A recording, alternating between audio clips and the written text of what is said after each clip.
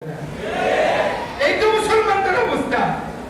আমি আর আপনি তো সেই মুসলমান, আমি আর আপনি তো সেই কোরবানির গোশতের প্রতিযোগিতা করি, লক্ষ লক্ষ করে হাজারি বার, আর রাতে দেখা যায় একটা গরু নাই। কি গরু সব গরু গোশত খাই না মুসলমান, ঠিক নেই কথাটা? সব কি খাই না মুসলমান, গরুর গোশত খাবে বলা মুসলমান। বাস্তবে ইসলাম কি, কোরআন কি, আল্লাহর দ্বীন কি, আমি এখানে কেন আসছি, এই পৃথিবীতে আমার কাজ কি, কতদিনের জন্য আমি এখানে আসছি, কত সময় আমি এখানে থাকবো, আমার মাওলা কেন আমাকে পাঠাইছেন। গতকালকেও তো এখানে এরকম টেবিল চেয়ার ছিল না, আপনারা এত মনে ছিলেন না। আগামী 2 ঘন্টা পরেও তো এই টেবিল চেয়ার, এই বাক্স, মাইক, মুখ আপনারা একজনও থাকবেন না। অবশ্যই একটা উদ্দেশ্যে এতটুকুর ইন্তজাম করা হবে, একটা উদ্দেশ্য আছে না নাই? ঠিক তো আল্লাহ পাক যে আমাকে আপনাকে পাঠিয়েছেন, একটা উদ্দেশ্য আছে না নাই? এই সবাই যুবকরা বলো, আছে না নাই? সেটা জানার দরকার আছে না নাই? বুঝার দরকার আছে না নাই? সেই অনুযায়ী ব্যক্তি, পরিবার, সমাজ, রাষ্ট্রীয় জীবন গড়ার দরকার আছে না নাই? আছে না নাই? এখন থেকে তোমাদেরকে নতুন সবক শিখতে হবে। আলেম হুজুরদেরকে বলতে হবে আমাদেরকে এই সবক দেন। আমাদেরকে সুবহানাল্লাহ আলহামদুলিল্লাহ বড় সবক দিয়ে না, এগুলো অনেকদিন দিচ্ছে। মাঝে মাঝে জায়গাটা খুলে দেবে বললে এগুলো না দিয়া নতুন করে নতুন এই বিশ্ব আজকে যে কামড়া কামড়ির রাজত্ব, তৃতীয় যে প্রিয়, তৃতীয় যে সময় হুজুর বলছেন, চতুর্থটা আরো কঠিন। সুম্মা মুলকান জাবারিয়া ফায়াকুনু মাশাআল্লাহ তাকুন। এরপরে হবে মুলকান জাবারিয়া। মুলকান মানে একটা গেল বাদশাহ, বাদশার ছেলে বাদশা, বাদশার ছেলে বাদশা, এটা খেলাফতের পরে শুরু হয়েছে। তারপরেও ধরেন 500-700 বনু উমাইয়া, বনু আব্বাসিয়া, তুর্কিরা, এদের মধ্যে অনেকে, অধিকাংশই আমরা মুসলমান নেতানেত্রী পাইছি। কথা বলে ঠিক কিনা?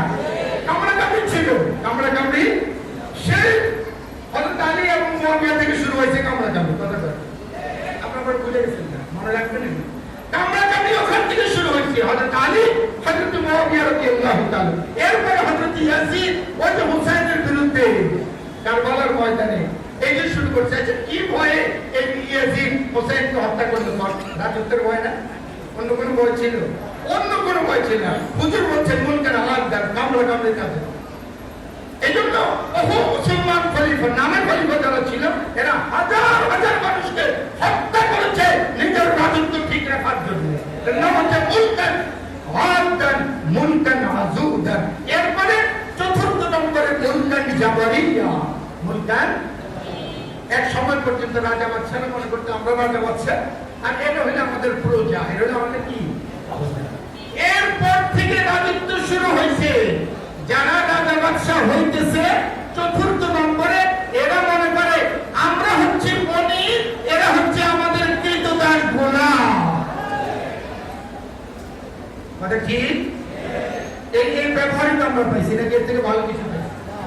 যারা রাজা বাদশাহ হয়েছে, যারা এই ক্ষমতার আসনে গেছে, চতুর্থ নম্বরে বিশ্বনবী মুহাম্মদুর রাসূলুল্লাহ সাল্লাল্লাহু আলাইহি সাল্লাম বলেছেন মুলকান জাবারিয়া। মুলকান জাবারিয়া, জোর জবরদস্তি মালিক হয়ে যাওয়া, রাজত্বের মালিক হয়ে যাওয়া।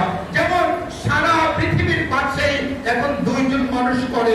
একজন হচ্ছে ইসরায়েলের প্রধানমন্ত্রী নেতানিয়াহু, আর একজন হচ্ছে আমেরিকার মাতা ডোনাল্ড ট্রাম্প। কথা বলেন ঠিক কিনা? সারা পৃথিবীর রাজত্ব এই 2 জনের হাতে, আর বাকি রাজা বাদশাহরা এই 2 জনের গোলাম, এই 2 জনের কৃতদাস। আমরা তো আরো পরের থাকি। কথা কি ক্লিয়ার? কথা কি বাস্তব না অবাস্তব? সত্য না মিথ্যা? আল্লাহর নবী বলেছেন চতুর্থ নম্বরে এমন রাজা বাদশাহরা পৃথিবীতে আসবে যারা নিজেরাই, তারা নিজেরা পৃথিবীর মালিক সেজে বসবে, ওরা প্রভু সেজে বসবে, আর বাকিদেরকে ওরা গোলাম আর কৃতদাস মনে করবে। এখন কি অবস্থায় আমরা আসি নাই, পার করি নাই? এখন এই অবস্থা চলছে। এই অবস্থা কি চলছে? মুলকান আদ, কামড়া কামড়ির রাজত্ব, আর মুলকান আজুদ, একটা হচ্ছে প্রভু হওয়া আর জনগণ হইল তাদের গোলাম হওয়া। এই 2টা এখনো চলমান। কথা বলেন ঠিক কিনা? এই 2টা এখনো কি চলমান। আগামী তৃতীয় বিশ্বযুদ্ধের মাধ্যমে এই দুটোটার অবসান ঘটবে ইনশাআল্লাহ। আগামী তৃতীয় বিশ্বযুদ্ধের মাধ্যমে আগামী দিন পৃথিবীতে যে তৃতীয় বিশ্বযুদ্ধ ইতিমধ্যে শুরু হয়ে গেছে। তৃতীয় বিশ্বযুদ্ধ ওই দিনে শুরু হয়েছে যেই দিন ইউরোপ আমেরিকা সাদ্দামের ইরাকের উপরে আক্রমণ করেছে, যেদিন ওরা গাদ্দাফির উপরে আক্রমণ করেছে, সেই দিন থেকে ওরা তৃতীয় বিশ্বযুদ্ধের সূচনা শুরু করে দিয়েছে।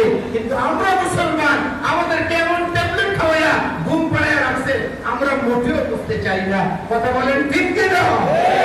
তৃতীয় বিশ্বযুদ্ধ, কারণ পৃথিবীতে কোনো বিশ্বযুদ্ধ একদিনে হয় না, এক মাসে হয় না, এক বছরে হয় না।